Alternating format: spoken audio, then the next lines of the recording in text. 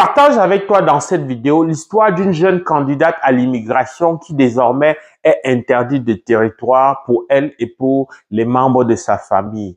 Le but en te partageant cette histoire, c'est que tu comprennes exactement ce qui s'est passé pour éviter, mais ça met encore au goût du jour la question du choix du programme d'immigration qui va t'aider vraiment à t'installer définitivement au Canada avec ta famille si c'est le cas pour toi.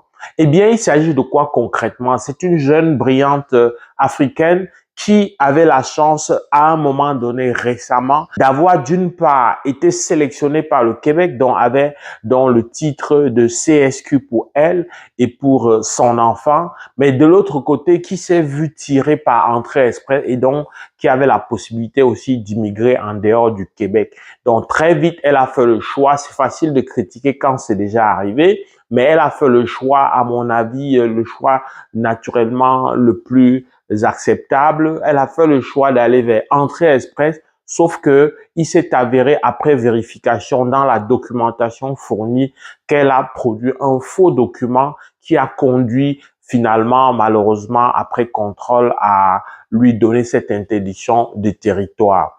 Alors, ici, je voudrais d'abord, la première leçon, c'était de dire que, eh bien, ce que tu dois savoir, c'est que pour Entrée Express, il y a vraiment la nécessité de faire la preuve de fond. Alors, lorsque la preuve de fond est exigée, il faut vraiment s'y prendre avec transparence, avec le plus d'ouverture possible.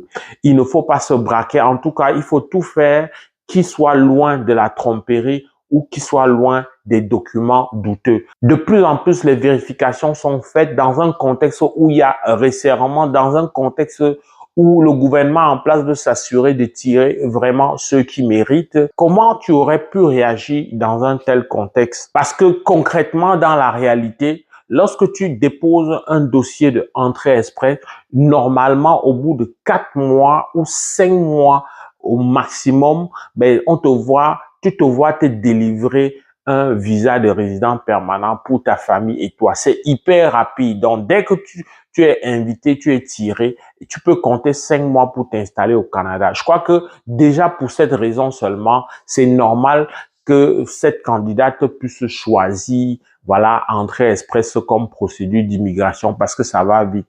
Mais ce n'est pas la seule raison. L'autre raison, c'est que financièrement, ça coûte quand même moins cher. Ça coûte moins cher, mais dans son cas, c'était vraiment les délais qui étaient le facteur déterminant. Mais pour toi qui n'as pas encore un CSQ en main comme elle, l'argent aussi est un critère qui, logiquement, devrait te mener vers Entrée Express. C'est-à-dire que pour faire la procédure du Québec, il y a que tu vas d'abord payer des frais gouvernementaux. Tu as une procédure préalable qui peut te prendre entre 3 et 6 mois pour les délais en cours qui te permet donc voilà, d'avoir ce document, cette autorisation du Québec d'immigrer.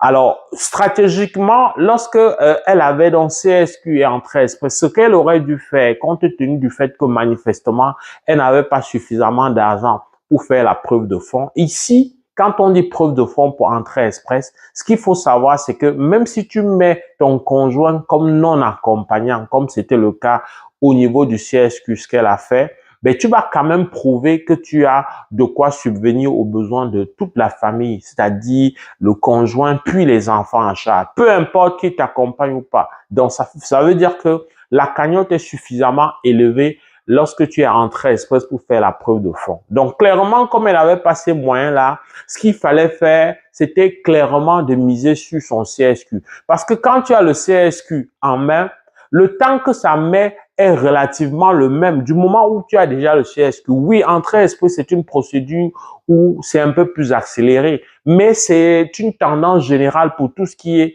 documentation, pour tout ce qui est demande au niveau fédéral. Lorsque c'est en ligne, parce que même quand tu as le CSQ, ça se traite en ligne. Les délais qui vraiment sont en cours dans la réalité, les gens mettent difficilement aussi plus que 6 mois après qu'ils aient eu leur CSQ. Donc, la procédure est plus longue parce qu'il y a le délai provincial. Mais quand tu as déjà le CSQ rendu à ce moment-là, c'est pratiquement le même délai, même s'il y a un léger plus pour Entrée Express. En tout cas, c'est hyper avantageux parce que au niveau de la procédure provinciale, et quand je dis provinciale, je pense ici au Québec, il n'y a pas cette exigence, la même rigueur au niveau de la preuve de fond. au niveau du Québec, c'est essentiellement une sorte d'engagement au niveau de ta capacité financière pour ce qu'on appelle dans la loi le délai de carence, c'est-à-dire les 3 mois quand tu vas t'installer au Québec. Donc, très clairement, c'était un mauvais choix à tout point de vue. C'est sûr que si tu n'aimes pas le Québec, ben c'est sûr que c'est toujours mieux, voilà, de faire avec un trait esprit. Mais à ce moment-là, arrange-toi à avoir de l'argent. Je vais pas m'attarder sur comment monter ta preuve de fonds. Quand tu ne peux pas ou quand tu ne sais pas comment monter sans faire face à des documents faux ou trompeurs, ben il faut absolument que tu te fasses accompagner. Quand tu as de la misère à te décider pour quoi que ce soit, parce que là, clairement, il fallait que elle ait clairement un conseil qui vise à lui faire un choix beaucoup plus judicieux, un choix beaucoup plus intéressant. C'est sûr que tu peux avoir la sensibilité de vouloir être en dehors du Québec, mais ici, n'oublie pas, tu ne peux pas cracher ou alors refuser ce que tu as en main. Il s'agit d'abord de t'installer. Quand tu t'installes, tu es résident permanent. Un résident permanent ne dépasse pas un autre résident permanent. Lorsque vous avez le document de résident permanent, vous avez accès aux mêmes avantages et aux mêmes droits. Alors, très clairement, il fallait d'abord faire donc ce choix-là, quitte à ce que plus tard, tu puisses changer de province, peut-être après 1 année ou 2 années, en tout cas que tu puisses changer de province plus tard et t'installer dans la province qui t'arrange. Le plus dur d'ailleurs avait été fait parce que dans la procédure du Québec, ce CSQ-là te donne la possibilité d'être au Québec.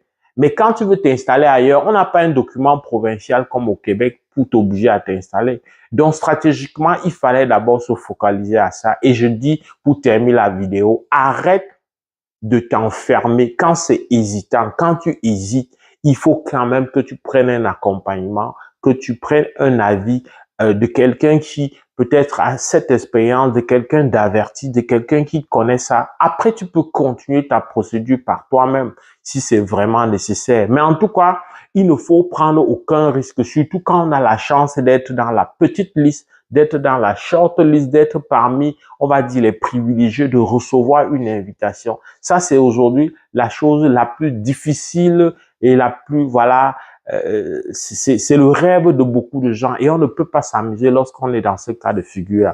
J'espère que cette histoire va t'inspirer et va t'aider à te remettre sur le bon chemin, à t'aider à faire des choix plus objectifs et beaucoup plus intéressants pour toi et ne pas t'enfermer sur des petits détails qui coûtent très peu comparé à ce que tu vas perdre.